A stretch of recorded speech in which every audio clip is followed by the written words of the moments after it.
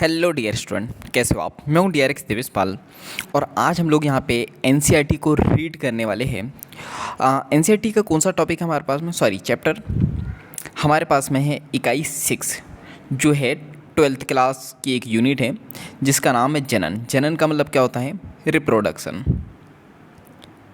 ये पेन इतना मोटा चल रहा है, ऐसा लग रहा है जैसे मैं पेंटिंग कर रहा हूँ। तो 1 मिनट इसका पहले साइज मुझे क्लियर कर लेना चाहिए। सो 1 मिनट। अरे रुको यार, समझ में ही नहीं आ रहा है। हाँ हाँ, चलो। तो हम लोग देख रहे थे, क्या देख रहे थे, इकाई 6 में क्या देख रहे हैं, जनन यानी कि रिप्रोडक्शन। रिप्रोडक्शन क्या होता है ये हम लोग देखेंगे। अब हम लोग यहाँ पे बात करते हैं रिप्रोडक्शन में हम लोगों को पढ़ना क्या क्या है। तो रिप्रोडक्शन में हम लोगों को 4 यूनिट पढ़नी है। जीवों में जनन, पुष्पी पादप में लैंगिक जनन, मानव जनन और जनन स्वास्थ्य। क्या है, कैसे है, ये हम लोग आगे देखेंगे 1 बाय 1। और ये कुछ बेसिक चीज़ें हैं जो आप लोगों को समझ लेनी है। ये बेसिक चीज़ें हैं, आप लोगों को पढ़ लेना है। यहाँ से नीट में क्वेश्चन नहीं आता है, तो यहाँ पे हम लोग अपना टाइम वेस्ट नहीं करेंगे। इसके बाद जो है ये पंचानन महेश्वरी जी के बारे में पढ़ना है आपको, कहाँ से इन्होंने स्टडी की वगैरह वगैरह वगैरह आप लोग देख सकते हो।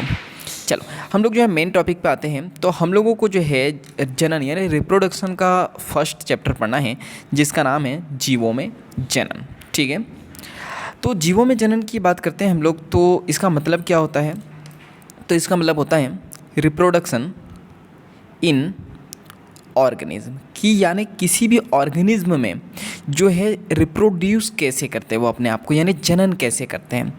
तो चलिए इसको देखते हैं। तो NCERT ने यहाँ पे जो है इस चैप्टर को बेसिकली 2 भागों में डिवाइड किया है। एक हम लोगों को देखना है अलैंगिक जनन यानी कि असेक्सुअल रिप्रोडक्शन, और एक देखना है लैंगिक जनन यानी कि सेक्सुअल रिप्रोडक्शन। तो इसमें हम लोग बेसिक देखते हैं। तो NCERT कहती है कि प्रत्येक जीव है। सो 1 मिनट, एक गेस्ट मिलने आए हैं तो पहले मैं मिल लूँ उनसे, फिर हम लोग इसको कंटिन्यू करते हैं। चलो गेस्ट जा चुके हैं तो हम लोग कंटिन्यू करते हैं। NCERT में हम लोग को क्या पढ़ना है, सो इसको फिर से देखते हैं। हमको ये पढ़ना है कि प्रत्येक जीव केवल कुछ निश्चित समय तक ही जीवित रहता है। तो सिंपल सी बात है, अगर मैं बात कर लूँ मानव की, ये एक सुंदर सा अपन मानव बन लेते हैं। ये इसकी हेयर स्टाइल है, ये बन गया हमारा मानव। ठीक है, अब इसकी बात करते हैं। तो आपको पता है पहले जो है मानव की उम्र कितनी हुआ करती थी, मतलब कितना जीता था, 100+ यानी 100 साल से ज़्यादा जीवित रहता था। लेकिन फिर क्या हुआ है, 60, 70, और अब ऐसा माना जाता है कि मानो 60 साल जी ले, इतना ही बहुत होता है। और अगर बर्गर, पिज़्ज़ा, चाउमीन खाना नहीं छोड़ा तो ऐसा ना हो कि 40 साल ही रह जाए, कि इंसान पैदा हो, पल्सर वगैरह चलाए और उसके बाद समझदार हो आप। चलो तो नेक्स्ट देखते हैं। तो नेक्स्ट की बात करते हैं। तो जीव के जन्म से उसकी प्राकृतिक मृत्यु तक का जो काल होता है उस जीव की जीवन अवधि को निरूपित करता है। जीवन अवधि का मतलब होता है लाइफ स्पान। ठीक है, कि उस जीव जो किसी भी जीव है उसकी एक लाइफ स्पान होती है ना, एक जीवन अवधि होती है। तो क्या होती है जीवन अवधि, तो जीवन अवधि हम लोग बोल रहे हैं किसी ने मान लो जन्म लिया, ठीक है, और फिर यहाँ पे उसकी मृत्यु हो गई, तो इसके बीच का जो टाइम पीरियड है यानी कि जो काल है उसी को ही हम लोग क्या कह देंगे यहाँ पे, जीवन अवधि। तो समझ में आया। तो अब आपको ये नहीं कहना है, एक बार पहले ध्यान से सुन लो, ऐसा नहीं कि किसी ने जन्म लिया, अब ये बेचारा बड़ा हुआ, इसने एक सुंदर कन्या को देखा, ये इसके पीछे जो है पल्सर लेके भागा, इसका एक्सीडेंट हो गया और फिर इसकी जो है मृत्यु हो गई। तो हम लोग कह देंगे कि भाई साहब इसकी अगर 22 साल में मृत्यु हुई है तो जो है इसकी जीवन अवधि कितनी हो जाएंगी, 22 वर्ष। ऐसा बिल्कुल भी नहीं होगा। क्या बोला जा रहा है, यहाँ पे जीव की जन्म से लेके प्राकृतिक मृत्यु यानी कि नेचुरल डेथ जब तक के नहीं होंगी, जब तक के जो है जीवन अवधि नहीं माना जाएगा। ठीक है, चलो नेक्स्ट देखते हैं। तो हम लोग यहाँ पे बात करते हैं, कुछ जीवों की जीवन अवधि दिखाई गई है। कहाँ दिखाई गई है, चित्र में दिखाई गई है, आगे हम लोग देखेंगे। इसके बाद हम लोग यहाँ पे बात करते हैं। तो यहाँ पे बहुत से अन्य जीवों के चित्र प्रस्तुत किए गए। जी बिल्कुल देख लेंगे हम लोग इन चित्रों को देखकर, जी बिल्कुल देख लेंगे। इनके बारे में पता लगाकर दिए गए रिक्त स्थानों में आपको उनकी जीवन अवधि के बारे में लिखना है। क्या लिख लेंगे, क्या हम लोग, आने तो लिख लेंगे। इसके बाद हम लोग यहाँ पे बात करते हैं नेक्स्ट। तो रिक्त स्थान में भर दिया अपन ने। इसके बाद चित्र 1.1 में निरूपित जीव की जीवन अवधि का परीक्षण कीजिए। जी बिल्कुल कर लेंगे। क्या यह दोनों बातें रोचक एवं कौतूहलपूर्ण नहीं है कि यह अवधि कम से कम एक दिन या फिर अधिक से अधिक कुछ हज़ार वर्ष हो सकती है? जी बिल्कुल कौतूहल है। अब ये कौतूहल क्या होता है ये हमें जानने की ज़रूरत नहीं है, लेकिन मैं इसका मीनिंग आपको समझा देता हूँ कि क्या है। तो देखो, इसका मीनिंग ये है कि किसी जीव की जो जीवन अवधि है ना, क्या बोला जा रहा है, कम से कम ये जो है एक दिन भी हो सकती है, या फिर किसी जीव की जो है उम्र कितनी हो सकती है, यानी जीवन अवधि 1000 वर्ष भी हो सकती है। जैसे हाथी या पेड़ की बात करूँ तो 1000 वर्ष की होती है, लेकिन कुछ जीव ऐसे होते हैं जिनकी एक दिन में भी मृत्यु हो जाती है। तो ये आपको याद रखना है। इसके बाद हम लोग यहाँ पे बात करते हैं नेक्स्ट, तो हज़ारों वर्ष भी हो सकती है। इसके बाद इन दोनों चरम सीमाओं के मध्य अधिकांश जीवित जीवों की जीवन अवधि बनी रहती है। आप शायद इस बात पर ध्यान देंगे कि किसी जीव की जीवन अवधि का आवश्यक रूप से आकार से संबंध नहीं है। वेरी वेरी इंपॉर्टेंट पॉइंट, यहाँ से क्वेश्चन बन सकता है। ठीक है, तो आपको ये याद रखना है, साइज। किसी भी जो जीव है उसकी जीवन अवधि की बात करूँ मैं तो 1 मिनट, उसका जो है आकार से संबंध नहीं होता। ये आपको बिल्कुल याद रख लेना है, ये लाइन की पॉइंट है। अब यहाँ पे बोला गया है कौवा और तोते के आकार में कोई अंतर नहीं है, लेकिन फिर भी दोनों की जीवन अवधि की बात करते हैं, दोनों की जीवन अवधि में जो है बहुत अंतर है। तो आपको याद रखना, कौवा और तोता के दिखने की बात नहीं कर रहा। ये मत बोलना कि सर कौवा तो काला काला है और तोता पैरोट कलर का है, तो इसका मतलब कहाँ से सेम हो गया। तो किसकी बात कर रहे हैं, बात कर रहे हैं आकार की, यानी साइज की। लगभग लगभग सेम होता है, लेकिन जो जीवन अवधि है, जीने की जो अवधि है वो क्या है, अलग अलग है।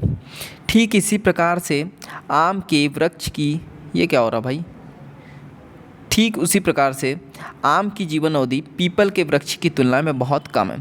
तो आपको ये याद रखना है, क्या बोला जा रहा है, आम, मुंह में पानी आया क्या, और क्या बोला जा रहा है, पीपल। तो आम और पीपल की बात कर लेते हैं। तो क्या बोला जा रहा है, ठीक इसी प्रकार से आम के वृक्ष की जीवन अवधि पीपल के वृक्ष की तुलना में कम है। इसका मतलब आम की जो जीवन अवधि क्या है वो कम और पीपल की क्या है, ज़्यादा। ये क्वेश्चन आपसे पूछ सकते हैं, आपको ये याद रखना है। चलो आगे बढ़ते हैं। इसके बाद हम लोग यहाँ पे बात करते हैं, तो 1 मिनट, तो हम लोग यहाँ पे कहाँ तक आ गया, आम पीपल तक आ गए। तो इसके बाद हम लोग नेक्स्ट देखते हैं। तो इतनी बात समझने के बाद हम लोगों को ये समझना है कि जीवन अवधि भले ही कितनी ही हो, परंतु प्रत्येक जीव की मृत्यु जो सुनिश्चित है, चाहे वह 1000 वर्ष में होंगी या एक दिन में होंगी, 5 महीने में होंगी, 10 महीने में होंगी, लेकिन अगर किसी ने जन्म लिया है तो उसकी मृत्यु क्या है, सुनिश्चित है। दूसरे शब्दों में यह कह सकते हैं कि कोशिकीय जीवों को छोड़कर कोई भी जीव अमर नहीं है। तो आपको ये याद रखना है। तो अब आपको ये याद रखना है कि कोई भी अमर नहीं है, लेकिन क्या बोल रही है एनसीईआरटी, कोशिकीय जीव को छोड़कर कोई भी जीव अमर नहीं है। Very very important. क्यों भाई अमर नहीं, ये क्यों ये कोशिकीय जीव की मृत्यु नहीं होती, तो आपको याद रखना है, एक कोशिकीय जीव की प्राकृतिक मृत्यु नहीं होती है। Very very important point, clear है। आपको याद रखना है किसी भी जीव की जो है मृत्यु हो सकती है, लेकिन जो है कोशिकीय जीव होते हैं, यानी एक कोशिकीय जो जीव होते हैं उनकी प्राकृतिक मृत्यु नहीं होती है, इसलिए वो क्या होते हैं, अमर होते हैं। इस वास्तविकता को जानते हुए क्या आपको आश्चर्य नहीं होता? जी बिल्कुल होता है कि हजारों वर्षों से पृथ्वी पर पादपों तथा पशु पक्षियों की विभिन्न स्पीसीज यानी प्रजाति विशाल श्रृंखला, जो इनकी विशाल संख्या जो है विद्यमान है। जी बिल्कुल पता है हमें। जीवित जीवों में कुछ प्रतिक्रिया अवश्य ही जो है, इसको मिटा ही लेते हैं, समझ में ही नहीं आएगा, ठीक है। कुछ जीवों में कुछ प्रतिक्रिया आवश्यक ही ऐसी है जिनसे एक निरंतरता सुनिश्चित होती है। हाँ, यह हम जनन का उल्लेख कर रहे हैं जिसे सुनिश्चित मानते हैं, ठीक है। तो होता क्या है कि मान लो कोई जीव है, अभी मान लो ये 30 साल में मर गया, लेकिन क्या इसकी जो जाति है, इसकी जाति की बात करें, वो नष्ट हो जाएंगी क्या? नहीं, ये अपने पीछे जो है अपने चुन्नू मुन्नू को छोड़ के जाएगा। जैसे अगर मानव की बात करूँ मैं, मानव क्या करता है, पहले छोटा रहता है, फिर थोड़ा सा बड़ा होता है, फिर एक सुंदर कन्या से शादी कर लेता है, फिर ये दोनों जो है बूढ़े हो जाते हैं, लेकिन जैसे इनकी मृत्यु होती है तो ये अपने जो है बच्चों को छोड़ के जाते हैं इस दुनिया में। जी बिल्कुल जाते हैं। तो उनकी जो जाति है उसके निरंतरता जो है बनी रहती है। तो इतनी चीज़ समझ में आ गई। अभी इतने पैराग्राफ की बात करूँ तो यहाँ पे क्या इंपॉर्टेंट है, इंपॉर्टेंट ये है कि जीवन अवधि आपको समझना है क्या है, जन्म से लेकर प्राकृतिक मृत्यु तक। इसके बाद आपको क्या समझना है, इसके बाद आपको यहाँ पर ये समझना है कि जीवन अवधि का संबंध जो है आकार से नहीं होता है, ये आपको याद रखना है। इसके बाद आपको यहाँ पे क्या याद रखना है, इसके बाद आपको जो है जीवन अवधि याद रखनी है, कौवे तोते की बात याद रखनी है आपको, ठीक है। तो 1 मिनट, ये कौवे तोते की बात याद रखनी है। इसके बाद आपको पीपल और आम की बात याद रखनी है कि किसकी कम होती है, किसकी ज़्यादा होती है। इसके बाद आपको याद रखना है कि एक कोष की जीव की जो है प्राकृतिक मृत्यु नहीं होती है, इसलिए वो अमर होते हैं। बस इतनी बात आपको यहाँ से याद रखनी है पैराग्राफ से। इतने पॉइंट से क्वेश्चन बन सकते हैं। हाँ, अब जो एनसीईआरटी कह रही थी कि खाली स्थान भर लो, खाली स्थान भर लो, तो उसे हम लोग भर लेते हैं। देखो, हाथी की बात करते हैं तो हाथी की जीवन अवधि कितनी होती है, यह आपको याद रखना है। इसकी होती है 60 से लेके 90 वर्ष, ठीक है। 60 से लेके 90 वर्ष जो है जीवन अवधि होती है किसकी, हाथी की। गुलाब, जिसको किसी को आई लव यू कहने के लिए बड़ा यूज़ किया जाता है, तो इसकी इम्पोर्टेंसी बहुत ज़्यादा है मजनू लोगों के लिए, तो आप जानते होंगे। तो 5 से लेके 7 वर्ष जो है इसकी लाइफ अवधि होती है, तो ये आपको याद रखना है। इसके बाद हम लोग बात करते हैं कुत्ता। इसकी भी अजीब कहानी है। किसी को हिंदी में कहो कुत्ता तो बुरा लग जाता है, लेकिन हिंदी में प्यार से बोले डॉगी तो बुरा नहीं लगता है। तो इसकी जीवन अवधि की बात करते हैं तो इसकी जीवन अवधि होती है 20 से लेके 25 वर्ष, ठीक है। तितली की बात करते हैं तो एनसीईआरटी समझदार है, उन्होंने बोला चलो यार बाकी ये कर रहे हैं तो हम तो बता दें कुछ। तो तितली जो है 1 से लेके 2 हफ्ते तक के जीवित रहती है। कौवे की बात करूं तो ये जो है 15 वर्ष तक के जीवित रहता है। आगे हम लोग बात करते हैं तो केला मीन्स बनाना, तो ये है इसकी लाइफ अवधि 25 वर्ष, ठीक है। गौ माता, ठीक है, तो इनकी कितनी है 20 से लेके 25 वर्ष। बड़ी अच्छी, आपने सुना होगा हमेशा कि गौ माता की पूजा करो, गौ माता की पूजा करो, गौ माता को ये दो, लेकिन कभी ये नहीं सुना होगा आपने कि सांड देवता को भी कुछ दो खाने के लिए, सांड देवता की पूजा करो। तो गौ माता की जो है बहुत ज़्यादा इंपॉर्टेंसी है। इसके बाद हम लोग बात करते हैं तोता। तो तोता जो है 140 वर्ष से जीता है। तो देखो मनुष्य से ज़्यादा जीता है तोता, और उसको पालता मनुष्य ही है। ये मगरमच्छ या फिर मगरमच्छ भी बोल सकते हो आप। तो ये मगरमच्छ की बात करूँ तो कितने वर्ष से होता है, 60 वर्ष। घोड़े की बात करते हैं तो घोड़े की आयु तो अभी मुझे भी नहीं पता है। तो ये जो है नेक्स्ट लेक्चर में बताऊंगा कि घोड़े की जो है लाइफ स्पैन कितनी होती है। चलो मैं मक्खी की बता देता हूँ। मक्खी की कितनी होती है, 2 हफ्ते। 2 वर्ष नहीं लिखना, ठीक है ना, 2 हफ्ते। इसके बाद बात करें धान। तो धान समझते हो ना, जिससे चावल निकलते हैं उसको धान कहते हैं। तो जो लोग खेती करते होंगे या जिनके यहाँ खेती होंगी उन्हें पता होगा कि ये सालों में नहीं महीनों में फसल आ जाती है। तो यहाँ पे हम लोग बात करते हैं 3 से लेकर 4 महीनों की लाइफ स्पान होती है धान की। कछुए की बात करें तो एनसीईआरटी दिया हुआ है तो 100 से लेकर 150 वर्ष। बरगद की बात करें तो 200 वर्ष। ये पेड़ ऐसा है जो आज भी है, शायद कोलकाता में है, जो आज भी स्थित है 200 वर्षों से। तो आपको यहाँ पे याद रखना है, अगर आपको बात करते हैं कि एनिमल में सबसे ज़्यादा एज किसकी होती है तो आपको पता रहना चाहिए किसकी, कछुआ की, 100 से लेकर 150 वर्ष। और पेड़ों की बात करें तो पेड़ों में सबसे ज़्यादा किसकी होती है, बरगद की, कितनी, 200 वर्ष। क्लियर है, चलो आगे बढ़ते हैं। इसके बाद हम लोग यहाँ पर बात करते हैं नेक्स्ट, जीवों में जनन। तो जीवों में जनन जब हम लोग देखते हैं तो हम लोगों को क्या देखना है, जीवों में जनन को यहाँ एक जैव वैज्ञानिक प्रक्रम के रूप में परिभाषित किया गया है, जिसमें एक जीव अपने समान एक छोटे से जीव संतति को जन्म देता है। तो पढ़ा है आप लोगों ने, तो ये एक वैज्ञानिक प्रक्रम है कि यानी जीवों में जनन कैसे होता है। तो हम लोगों ने यहाँ पे बात करी कि कोई जीव है, ठीक है, ये जीव है, ये सेम टू सेम जो है अपने, ये जो सेम टू सेम जो है ये एक जीव अपने समान जो छोटे से जीव को जो है जन्म देता है, उसको संतति अपन कहते हैं। तो आपने देखा होगा ना भाई, ये तो बताने की ज़रूरत नहीं है ना। सॉरी, 1 मिनट वेट करिएगा। वेट क्या हुआ, हाँ 1 मिनट। ओ हो कुछ प्रॉब्लम आ गई, तो इतना तो वेट कर ही सकते हैं हम लोग। हाँ अब ठीक है, चलो। तो हम लोगों ने क्या देखा, एक जो है जीव है, आपने सुना होगा कि एक चुन्नू मुन्नू के जन्म देता है अपने ही जैसे छोटे से बच्चे को, तो उसको जो है संतति कोशिका कहते हैं। तो संतति में जो है वृद्धि होती है, फिर अब ये बच्चा बिल्कुल बड़ा होगा, उनकी परिपक्वता आती है, जिसको हम मैच्योरिटी भी कहते हैं। बोलते हैं ना माँ बाप, मेरा बच्चा समझदार हो गया, अब कहीं पे भी जा सकता है, तो उसको परिपक्वता कहते हैं। तथा इसके बाद वह नई संतति को जन्म देती है, ठीक है। अब क्या होता है अगर इसकी शादी हो गई एक सुंदर कन्या से तो फिर ये भी जन्म देता है। तो ये एक जो है चक्र है जो चलते रहता है। इस प्रकार जन्म वृद्धि मृत्यु चक्र चलते रहता है। तो आपको ये याद रखना है कि ये जो है ना, ये चक्र इस प्रकार से चलते रहता है। किस प्रकार से? इसमें 3 चक्र चलते हैं, ये आपको याद रखना है। मान लो पहले कोई जन्म लेता है, फिर हमने क्या बोला, वृद्धि करता है, सुंदर कन्या वगैरह से शादी कर लेगा, अपने बच्चे पैदा कर लेंगे और फिर उसकी मृत्यु हो जाएंगी। तो ये 3 चक्र चलते हैं। इसके बाद हम लोग बात करते हैं जनन प्रजाति में एक पीढ़ी के बाद दूसरी पीढ़ी में निरंतर बनाए रखती है। तो इससे क्या होता है, एक पीढ़ी से दूसरी पीढ़ी में निरंतरता जो है बनी रहती है।